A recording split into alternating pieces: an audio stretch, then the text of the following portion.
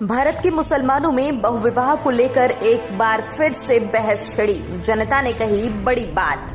Delhi high court में याचिका दायर करके 28 साल की एक मुसलमान महिला ने मांग की है कि बिना उसकी लिखित सहमति के उनके पति को एक दूसरी महिला से निकाह करने से रोका जाए।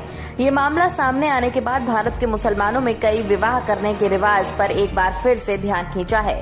रेशमा नाम की इस महिला ने हाईकोर्ट से ये मांग की है कि वो सरकार को आदेश दे कि बहुविवाह के इस दकियानूसी रिवाज को नियंत्रित करने वाला एक कानून बनाए। कोर्ट के दस्तावेजों के अनुसार रेशमा की शादी जनवरी 2019 में मोहम्मद शोएब खान से हुई थी और अगले साल नवंबर में इस दंपति को एक बच्चा भी हुआ।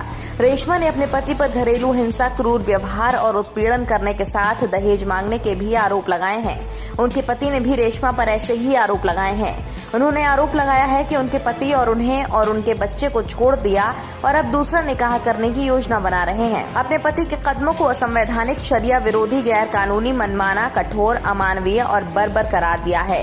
उन्होंने कहा कि मुस्लिम महिलाओं के भले के लिए बहुविवाह की रवायतों पर लगाम लगानी चाहिए।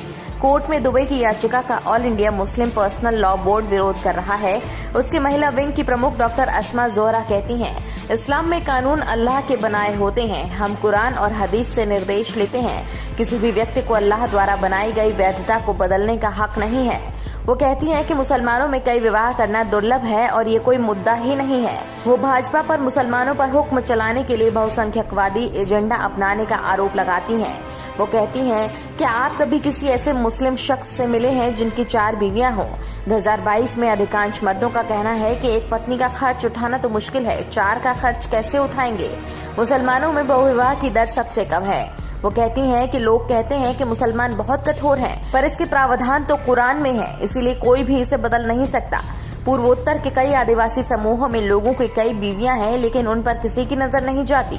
ऐसे में आप हमें ही क्यों निशाना बनाते हैं? असल में ये इस्लामोफोबिया का उदाहरण है।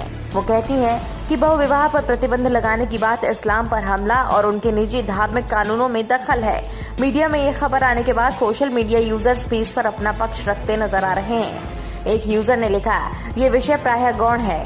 मेरे मोहल्ले में मैंने एक भी बहुविवाह का उदाहरण नहीं देखा।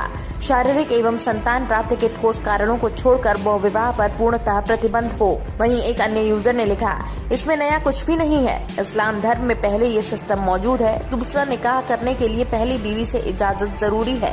ये लड़की बस मीडिया में हीरोइन बनना चाहती है। वहीं एक यूजर ने लिखा, इसलिए कॉमन सिविल कोड जरूरी है।